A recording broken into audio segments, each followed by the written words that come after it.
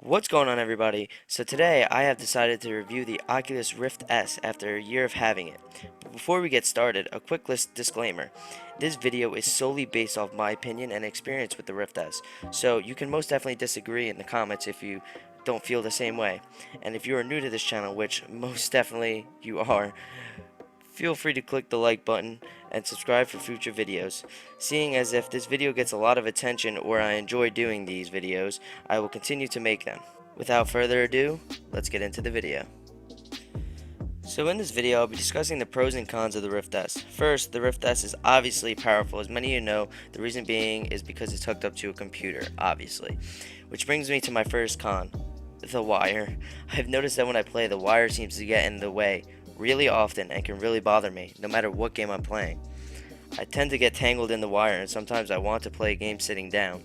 And since my chair is like a chair that can spin around, when I look into opposite directions, such as like behind me or to the right of me, the wire will get wrapped around my chair as well, because sometimes I get tired from standing all this time and moving around and playing. My legs start to hurt, so I'll sit in a chair and the wire will tend to get wrapped around the chair, as well as my legs. Sometimes when I'm standing, it's not that big of a deal, but it could get annoying sometimes.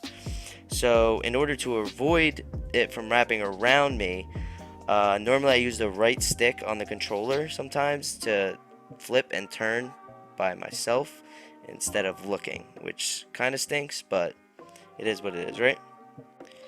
Even though the wire on the Rift S could be annoying from time to time, it's good because it's hooked up to a PC, which means it's using all that power from your PC to be able to play such high-end games. Like, I've recently just been playing No Man's Sky, and it is really awesome in the Rift S. Like, let me tell you, it's amazing. Like, you could do anything you want. You could explore planets. It's awesome hopping into your spaceship and going into space. So it's good in that aspect of being able to run high-end games such as Steam games as well. However, another problem this brings me to is the fact that the new Quest 2 just dropped. So since the new Quest 2 just dropped, you're able to actually hook your Quest 2 up to your PC wirelessly or with a wire using Oculus Link, which makes the Rift S kinda unbuyable. Personally, if I didn't buy the Rift S last year, I definitely would not have bought it this year. I definitely would have bought the Quest 2. And the reason being is because Quest 2 can do wireless and wired. It can do both. So buying a Rift S is really pointless. Plus, the Rift S is $400, whereas the Quest 2 is $300. Yeah, you don't get the same head strap, but you could buy that as an accessory and still get the power of your PC when you need to. And if you don't have a PC, you still get the high-end power that it already has built into it.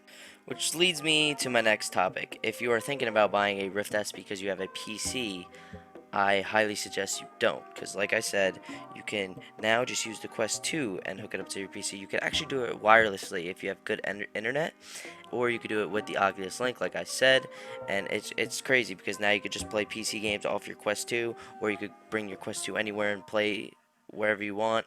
I'm not sure if you're able to play outside yet. I don't think you are, because I know for a fact on the Quest 1 you were not able to play outside because I think it destroyed the lens or something. I'm not 100% sure on that aspect.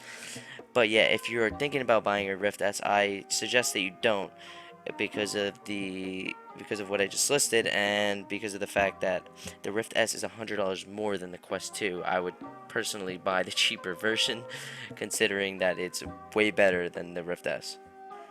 So yeah, I'm sorry, but I'm just completely taking a huge dump on the Rift S right now.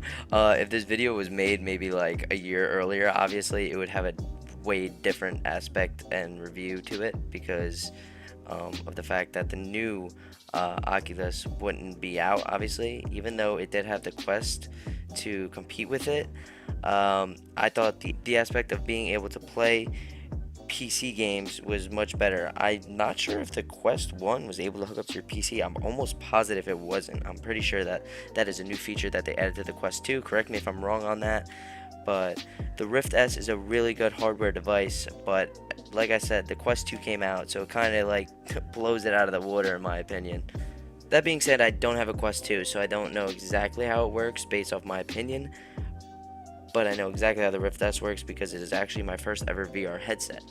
Now, would I sell the Rift S to get the Quest 2? No, I definitely wouldn't. And reason being is because possibly in maybe 30 to 40 years, the Rift S could be vintage. I mean, I'm not saying it will be, it possibly can be. But moving on to my next topic, the Oculus Rift S controllers.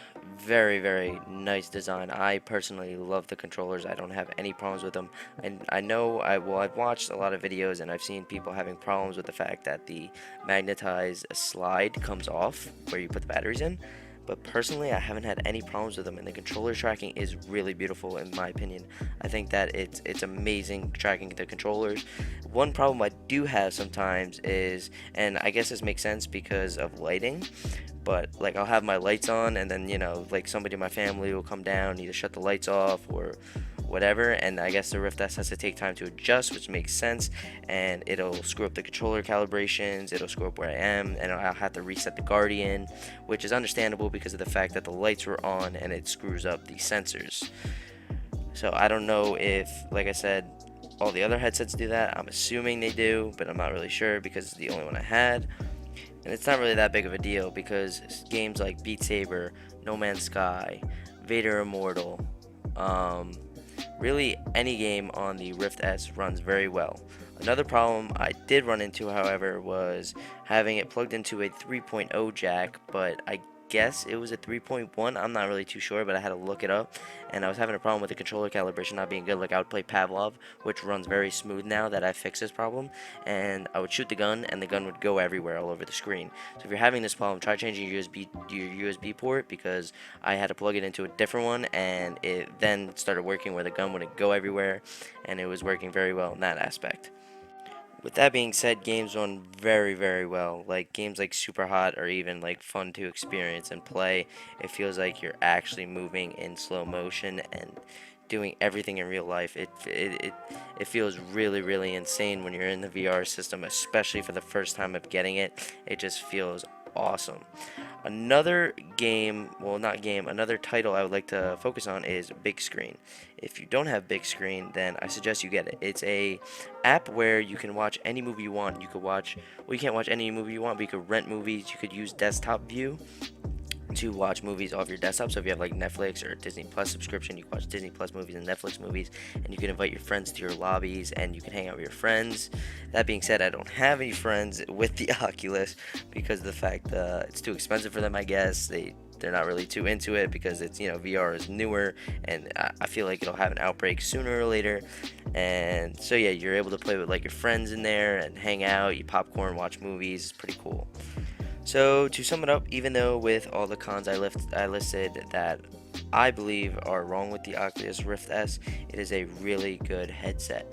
I personally enjoy it a lot. I play it all the time, and the only thing I would change is having friends on the device and playing with them. But obviously, I'm lonely and I don't have any friends. Just kidding. Yeah, none of my friends have gotten around to buying it, and it's just a really good device. But like I said, I wouldn't buy it for the price tag that's slapped on it. I would buy the Quest 2 before I buy that, considering it's been a year later. And I know I'm kind of like all over the place, but this is like my first review, so if you think there's anything I could change up, anything to do to fix it and make it better, please let me know down in the comments. I don't know if it's long enough. I'm not, just give me like ideas. Like, hey man, it's not long enough. You jumped around too much. You didn't really list too many pros. You didn't, just give me ideas. And like I said, if you're new to the channel, if you like the video, click the like button. If you didn't like the video, dislike. It's up to you. Click that subscribe button, and yeah. So give me feedback on stuff like that, and maybe in the next video I will do my favorite Oculus Rift S games to date now. And this video was made before Population 1 came out, but I saw the trailer on Population 1 and some gameplay, and it looks really cool, and I would like to play it. So maybe I'll play it for the channel, and yeah, maybe I'll do, like I said, my top 5 favorite games. If you would like to see something like that, let me know in the comments, and have a good day.